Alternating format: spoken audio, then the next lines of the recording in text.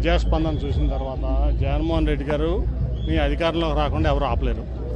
So ఎవరైనా కుట్రలు చేసినా ఇవాళ జగన్మోహన్ రెడ్డి గారు ఇంతకంటే ముందు కంటే కూడా ఎక్కువ సీట్లతో మళ్ళీ ప్రభుత్వాన్ని ఫామ్ చేయబోతున్నారు. దాంట్లో ఎటువంటి సందేహం లేదు. కాబట్టి ఎటువంటి కుట్రలు, ఇటువంటి కుటీల రాజకీయాలు ఇవన్నీ కూడా ఆపితే మంచిదని చెప్పి నేను అందరికీ, ఎవరైతే ప్రతిపక్షాలు ఉన్నారో వాళ్ళందరికీ కూడా నేను మనవి చేస్తాను. ఫస్ట్ పోలీస్ ఇన్వెస్టిగేషన్ ఇమీడియట్ జరగాలి.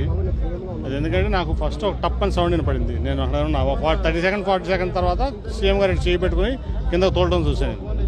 నేను ఇంకా ఇదైందనుకుంటే ఈ లోపు దెబ్బ వెళ్ళి పక్కనే వెల్లంపల్లి గారికి కూడా కంటికి చాలా తీవ్రమైన గాయం అయింది. ఇవాళ ఇది చాలా తీవ్రమైన పరిణామం, మామూలు పరిణామం అట్లాగే ఉంది కదా. ఇప్పుడు నేను అనుకుంటా ఏంటంటే, ఇప్పుడు వివేకానంద స్కూల్ ఉంది పక్కన, టార్గెటెడ్గా చేయకపోతే అది జరగదు. అది కంపల్సరీ ఏదో కుట్ర ఉంది దీంట్లో. లోకేష్ 600 మందిని హైర్ చేసుకుని ఒక 4 ఏళ్ళ నుంచి ఇదే పనిలో ఉన్నాడు. సోషల్ మీడియాలోనే బతుకుతున్నాడు అతను.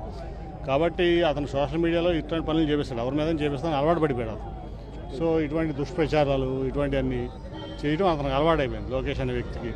ఇది ఖచ్చితంగా కూడా ఇమీడియట్గా చాలా తీవ్రంగా పరిణమించి మేము ఇక్కడే కాదు, ఢిల్లీలో కూడా ఎలక్షన్ కమిషన్ మేము దాన్ని రిప్రజెంట్ చేస్తాం. ఆయన ప్రజాదరణ, జగన్మోహన్ రెడ్డి గారి ప్రజాదరణ వాళ్ళు ఎవరు కూడా తట్టుకోలేకపోతున్నారు. ఎస్పెషల్లీ విజయవాడలో తట్టుకోలేక ఈ ఓర్వలేక చేసినటువంటి పని ఇది. దాంట్లో ఎవరైతే ఉన్నారో దోషులను బయట తీయాలి.